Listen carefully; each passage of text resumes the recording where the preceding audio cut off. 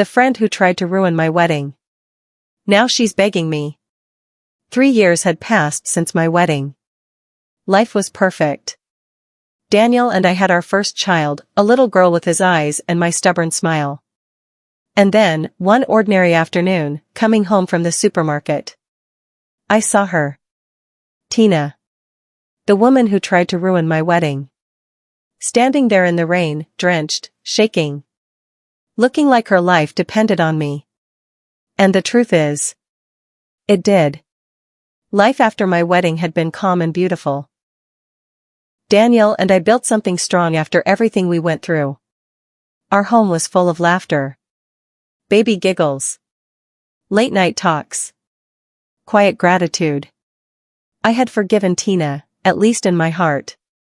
Not for her. For me. I never expected to see her again.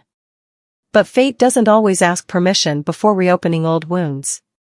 And that day, it did exactly that.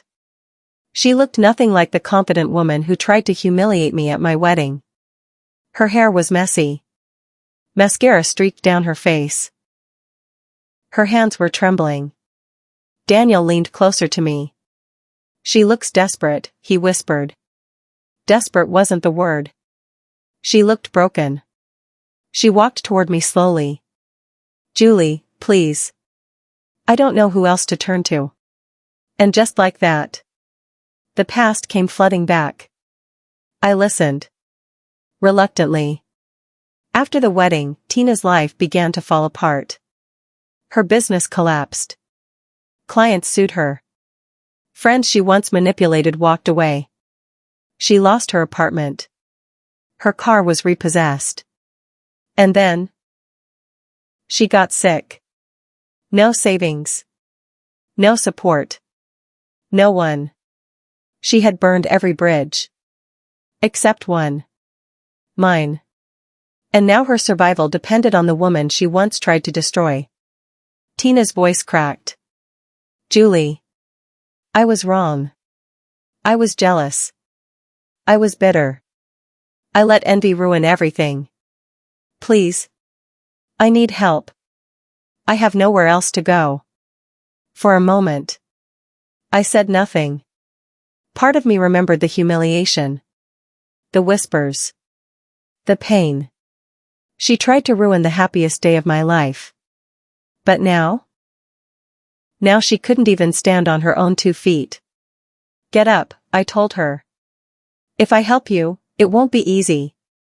I didn't embrace her. I didn't pretend everything was fine. I gave her conditions. Honesty. Accountability. Hard work. She would rebuild, step by step. No shortcuts. No manipulation. And she agreed. Because she had no other option. For the first time, Tina needed me more than I ever needed her. The weeks that followed were not glamorous. She worked long hours. She apologized to people she hurt. She paid back debts slowly. I watched her struggle. I watched her swallow pride. And every time she looked at me, there was something new in her eyes. Not arrogance. Not competition. Gratitude. Because the woman she betrayed was the only reason she wasn't homeless. One evening, she broke down again. But this time, it was different. I don't deserve your help, she said. And that's when I understood something powerful. Life had already humbled her more than I ever could. The consequences were heavier than revenge. She had lost everything. And the only door left open was mine. Sometimes justice isn't loud. Sometimes it's quiet. And deeply personal. Today, Tina is rebuilding her life. Slowly. Honestly. She no longer competes with me. She respects me. And she never forgets that Julie, the woman she tried to ruin, chose mercy when she could have chosen silence. Daniel and I? We're stronger than ever. Because we learned something bigger than revenge. True power isn't destroying someone who hurt you. It's standing tall when they fall. And deciding who you want to be in that moment.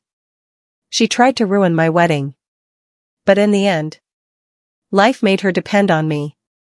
And I chose grace. And that was the last laugh.